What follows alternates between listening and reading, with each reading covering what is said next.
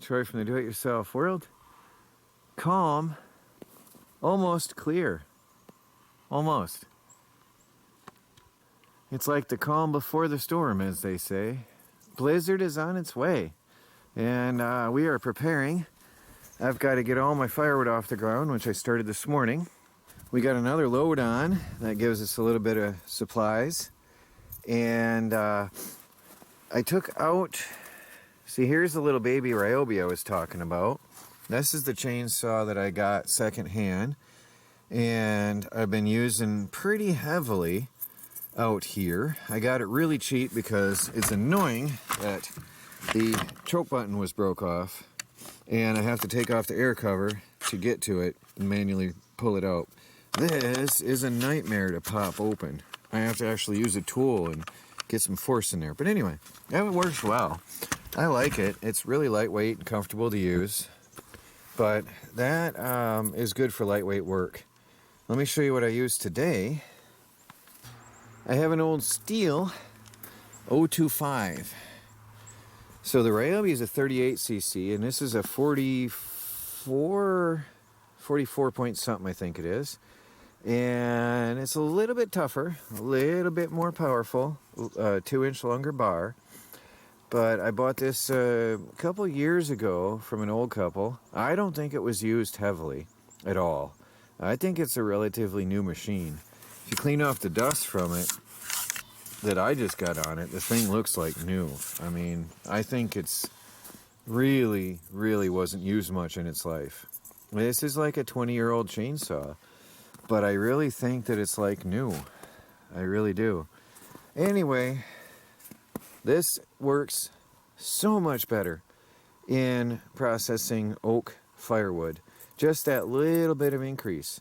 Now, my Husqvarna that I've always had for years was a 50cc and even more powerful. Just that little step up makes all the difference in the world. Anyway, this was already dropped in the property we worked today, and all we had to do was chop and cut and load. Melanie helped me, and we filled a face cord on the truck in an hour, and that is very satisfying. But definitely a difference with this chainsaw. Now I'll be going over all details on that on Country Wood Products channel later on. Chainsaw comparisons and time and gas savings, and big experience I've had with this. Got into the woods today on the job site and smelled antifreeze, and popped the hood, and it was spraying out really bad. I think I lost my screw. Oh, there it is. Oh, good. I don't want to lose that.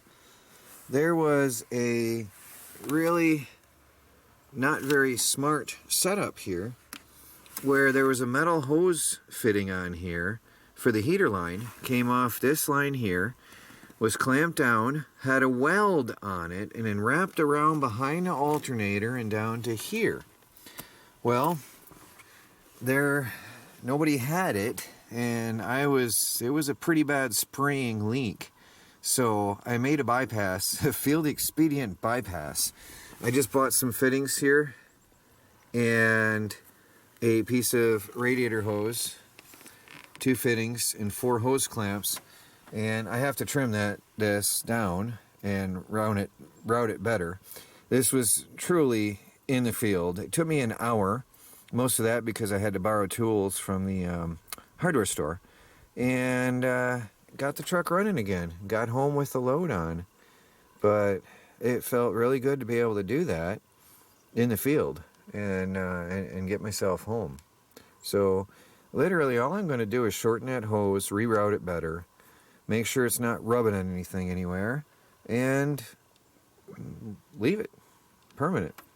Make sure there's nothing going to rub on anything anywhere, and call it done.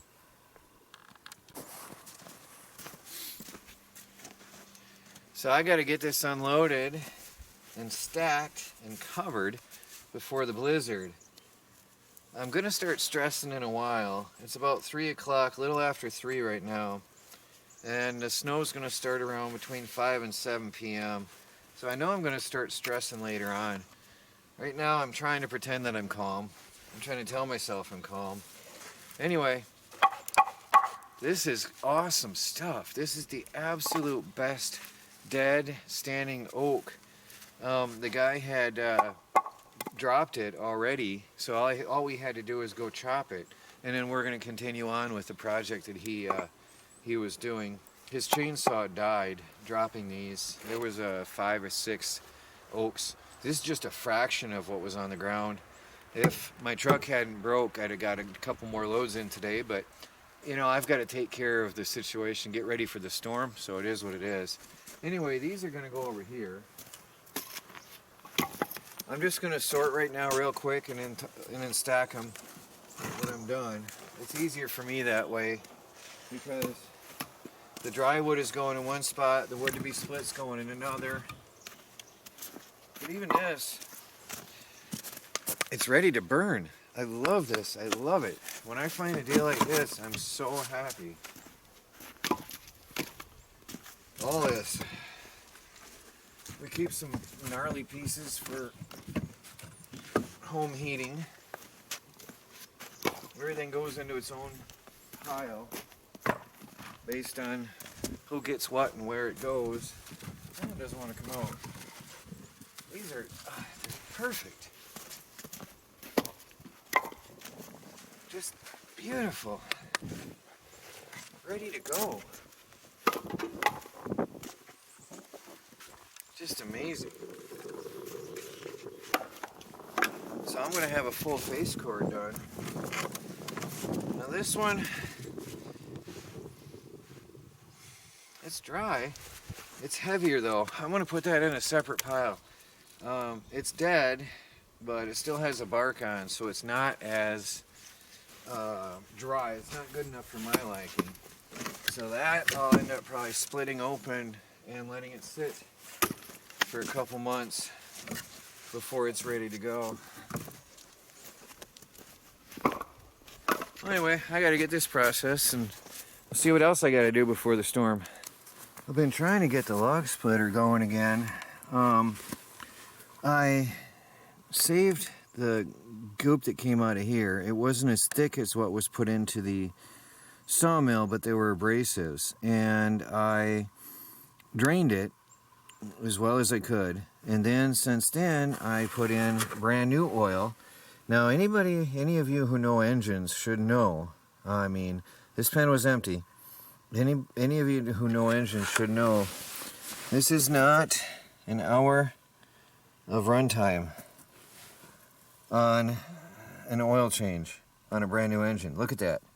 I ran it for, I don't know, 45 minutes to an hour or so.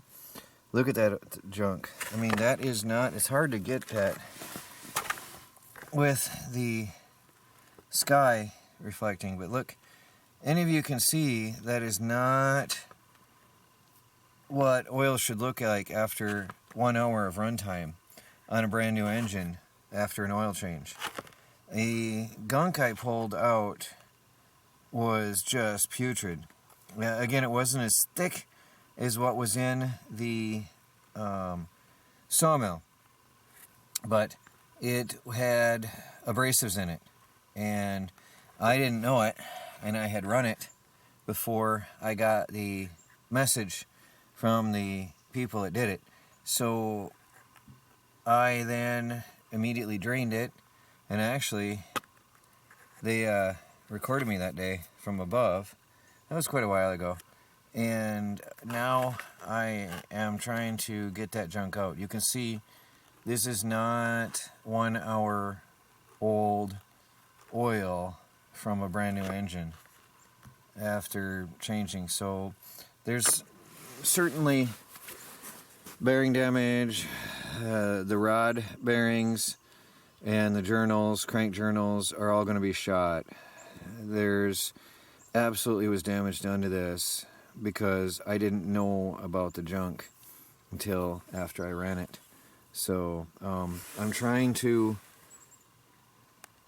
get that out I'm going to have to run quite a few changes through it before I'll be able to use this properly again. But I'm putting in fresh oil right now, actually. I can't do it with holding the camera. And then I'll run it a little bit to warm it up and lube through the system and keep going until this comes out clean the way it's supposed to look. But I need a log splitter. I need a log splitter. So I don't have a choice right now. The engine will absolutely have a reduced life. Absolutely won't last long. But at this point, I have to move on. I sold my other log splitter to buy this one. So I don't have an option. Now, another thing I have to do to get ready for the storm, get an oil change on this. I bought this, well, I don't remember when I bought it. It runs.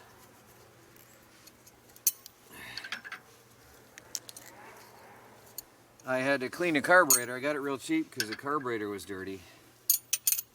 And it didn't run. But, oh, really? I was afraid of that. Never have the right one. Well, I was prepared. Anyway, I got it running in the summer, and I intended to change the oil before I use it. Well, that day has come. I hope that turns off.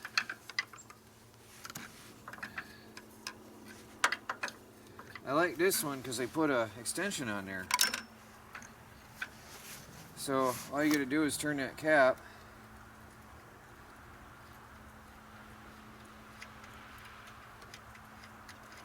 And boom, the oil comes out. Now even that, well, that isn't that bad. That's not, I've seen worse. But even that oil is better than what I just took out of my log splitter. Let me get you a close-up. That's not that bad really, but you know, I don't know how old that is. And I bought it from somebody else.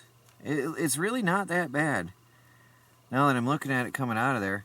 But I'd rather change it and know that I've got fresh oil in it before I run it for the season. So I'll drain it out and get clean oil in it. We'll have ourselves a pretty decent Ariens snowblower. It's not that bad. I've already oiled up everything. I gotta check the gear oil. I definitely have to check the gear oil. I don't think I have any on hand. I don't think I'm gonna be able to get that to that in time. But even if it's absolutely empty or too low, anything will be better than nothing if that's dry. Before I run this, I'm going to check that and make sure that it's not dry. And like I said, anything's better than nothing. I've lubed all the joints. Oh, I see there's a grease cert here. I can get that. Good. All right, I can get the grease certs. I didn't see them before. Oh, nice. Look at that. It's funny, in summer, I didn't see the grease certs. Very, very good. Wow, unusual. You can tell this is an oldie. They don't have that stuff on machines anymore. Yeah, so I sprayed anyway, everything. I'll grease that up and get some fluid in there. It's probably not bad, but I'll check it. I put the oil from the log splitter into here, so I keep it around as evidence. There was some sludgy junk coming out of that. Even after changing the oil, I'm still getting some sludgy goop out of there. I don't know what it is, but I'll keep going at it. I'll get it cleaned up and use it for what's left in it, and then I'll get a new engine for it next year. Some time has passed. I'm still working on the snowblower. I'm about to, I'm finishing the oil, and I'm going to top off some gas, or put some gas in, get it ready and run it, and hope it works good. I had it running in summer. I got the truck turned around and facing out in case there is trouble. It's not as hard to get it out. It is four-wheel drive, but I like to flip it around and face it out. That way it's easier. Well, that took forever. I don't know what was going on. That one was in a secret spot, and that one was not hurt. At least not in the with the other stuff. But whoa, it gave me some trouble getting it running. Purrs like a kitten once it's going though. I'm gonna let it run a while so it's ready to go in the morning. The snow is starting to fall. It is coming.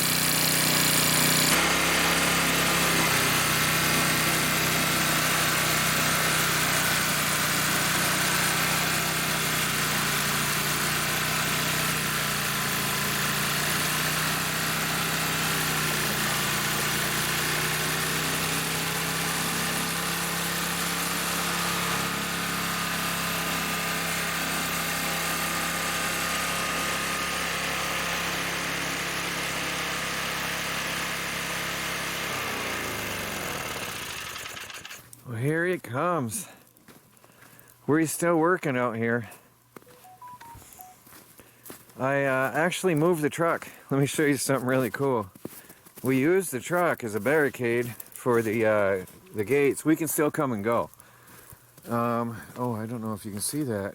I'm gonna have to get a flashlight. Can you see that? No. Well, it's sad you can't see. I took a semi-truck cargo strap and tied it to the top of the double gates so that nothing's going to blow them away. My worry is that the strong winds will blow things away. And we've got another rope tied to the rear of the truck up to one of the posts. And then we've reinforced here up onto Michelle's playground. We've got ropes. And then we took the log splitter and we've got a rope to that, and it's parked sideways because that's heavy, heavy, heavy. And then over here, we've got a rope going down from up high, down low into the firewood rack. That's not going anywhere. The rest of these are pretty stable. It was these front ones that always gave us trouble. So that's it for tonight. We have done a lot. We've done as much as we could. And we've got everything barricaded and secured and ready to go for the night. Right, as I said, we can come and go through the walk-through gate if we needed to. And if I had to move the truck, I could slash the rope, drop the cargo strap, and go. But we're prepping for, you know, anything over 50-mile-an-hour winds and tying things down. So look at this. I just drove through here. I mean, I just went in and got the camera after tying that truck on. So that's it, guys. Please like this video. Subscribe if you haven't. See what happens tomorrow. The blizzard is coming. The snow is falling. Let's see if we survive. If you don't hear from me, it probably means we lost internet or something weird, which is very possible. I hope not, but we'll see. Talk to you later.